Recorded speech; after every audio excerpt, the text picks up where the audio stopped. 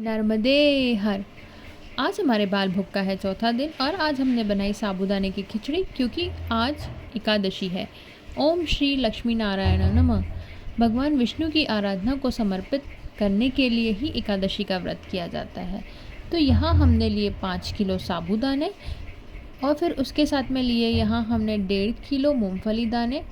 उन्हें अच्छे से सेक लिया। उसे सेकने के लिए वही हमने रखी हमारी भट्टी और रखा तपेला और फिर उसे अच्छे से सेक लिया। और फिर उसके बाद बेलन की सहायता से हमने उसे क्लीन कर लिया, सारे छिलके निकाल दिए और ये हमारा दाना रेडी था। यहाँ हमने साबूदाने भिगोने के लिए उन्हें निकाला और फिर उन्हें 2 बार पानी से अच्छे से वॉश कर लिया। यहाँ हमने पानी लिया और फिर उसे 2 मिनट छोड़ा और फिर उसे क्लीन कर लिया और फिर थर्ड टाइम में उसे पूरा पानी से भर दिया। और फिर यहाँ हमने लगाया टाइमर क्योंकि हमें इसे 15 मिनट के लिए भिगोना था।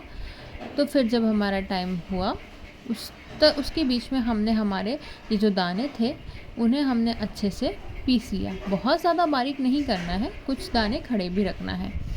और फिर हमारे दाने भी पिस चुके हैं और यहाँ फिर हमने साबूदाने का पानी निकाल दिया और उसे पूरी रात के लिए रख दिया। फिर आज सुबह हम जल्दी उठे और फिर हमने आलू को बॉईल करने के लिए रख दिया।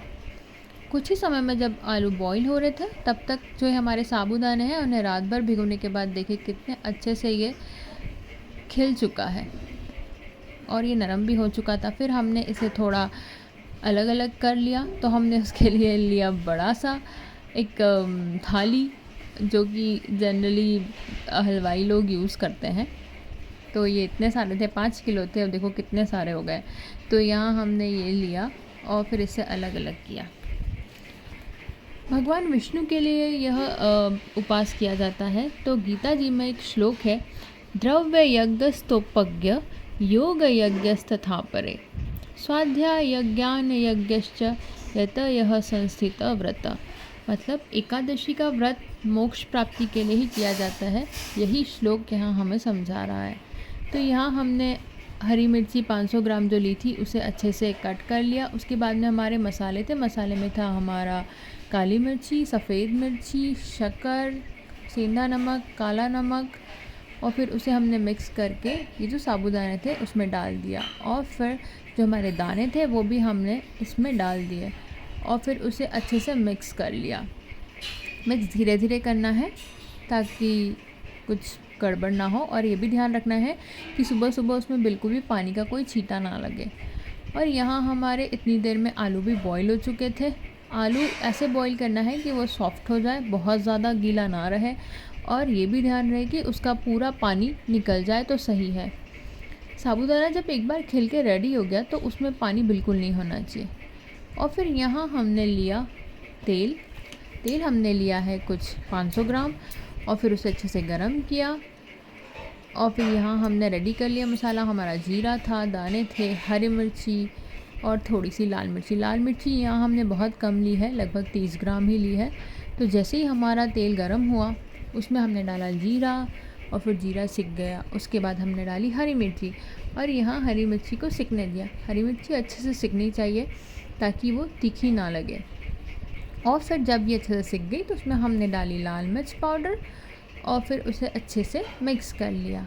और फिर जो थोड़े से दाने हमारे बचे थे वो भी हमने इसमें डाल दिए और फिर इसे अच्छे से सिकने दिया। और फिर ये देखो सारा मिक्स हो चुका है।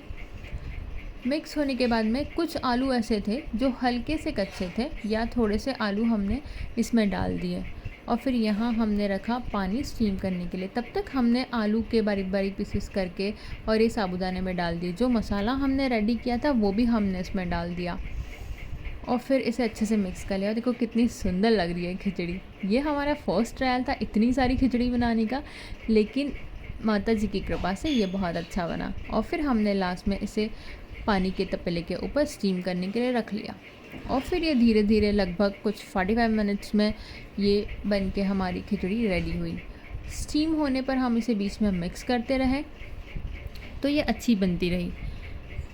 एक्चुअली आज परिक्रमावासी एकादशी पर सिर्फ यही खाते हैं, कुछ फरियाल ही करेंगे। वो पूरे दिन कुछ भी नहीं खाते हैं।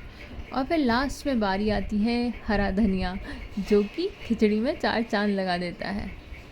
तो यहाँ हमने लगाया, इसे डाला अच्छे से और फिर मिक्स किया। और फिर ये देखिए खिचड़ी कितनी सुंदर लग रही है। जब हम प्रसाद बनाते हैं तो उसका रंग, उसका रूप और उसका टेस्ट बहुत ही कुछ अलग होता है।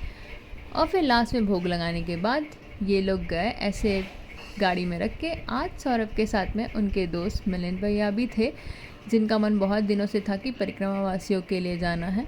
तो ऐसे हमारी आज का भोग तैयार हुआ। नर्मदे।